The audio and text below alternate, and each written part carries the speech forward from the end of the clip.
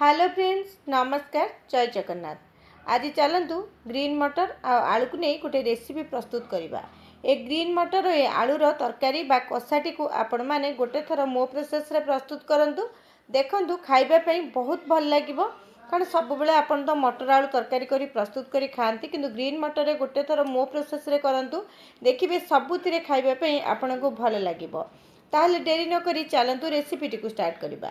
प्रथमे कड़े नवा, से तेल दबा, तेजपत्र दबा, जीरा दबा।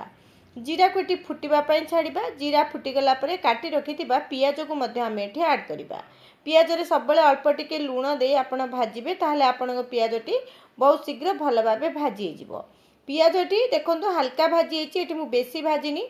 से छेचा होता अदा, रसुण और कंचा लंका दबा देकी हल्का भाव भाजी नवा। तापर ये जीरा गुंड, धनिया गुंड, लंका गुंड, हलदी गुंड, किसी चाट मसला आउ अल्प टिके सेठी मु गरम मसला नहीं चिकेन मसला सबू मसला गुंड को दे आम ए तेल सहित भाजवा। और ये किसी कस्तूरी मेथी आड कली। आ गैस फ्लेम को आपण सिम रे रखी मसला गुंडटी को भाजबे। तापर काटी रखि गोटे टमाटो मु आड कली। और आवश्यक अनुसार लुण दबा। टमाटोटी को नरम हवा पर्यंत आम मसला सहित टमाटोटी को कषि नवा। एटी कषिला अल्प टिके मु पानी दे सबू जिनस को भल भाव में मिसई नेली। तापर ये ग्रीन मटर आलू को मु प्रेसर रे गोटे हुइसिल आसवाई छाड़ देइथिली। गोटे हुइसिल आसला परे आम ताकू काढ़ी नवा।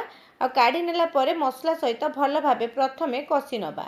सीजा जाइथिबा पानी रे एबे आपण से पानी को ऐड करिवेनी। मसला सहित आलू मटर को किछि समय आपण एटी कषि नेबे। आलू को बेसी समय सिजेइबेनी। आलू पाखापाखि 70 ରୁ 80% सिझिब। आउ जो बड़का रहीटा को जदि आपण मसला सहित सिझेबे ताहले आलू दम बा मटर आलूर ये दमटी खाइबापी बहुत भल लागिबो। कारण किछि समय मसला रे कसला परे आलू सहित मसला भल भाव मिसीजिब।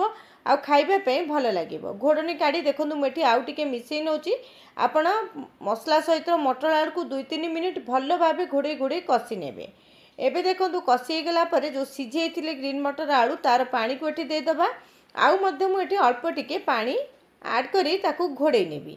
घोड़े नेला परे तरकारीटी फुटिबो। फुटिला परे गैस रो फ्लेम को आपण पूरा मीडियम कर नेबे।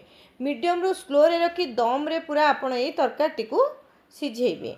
पूरा बेसी आंचरे बा हाई फ्लेम रे रेसिपी को जमा प्रस्तुत करिवेनी। कारण हाई फ्लेम रे कले पानी सुखी जिवो, आलू सहित मसलाटी पसि परिबनी, खाइबा पई मध्य भल लागिबनी।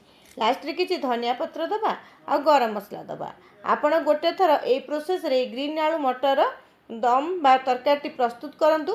केमिति लागिला मते कमेंट करबा पई जमा भूलिबेनी। वीडियोटी भल लागिथिबो। रहूची, नमस्कार।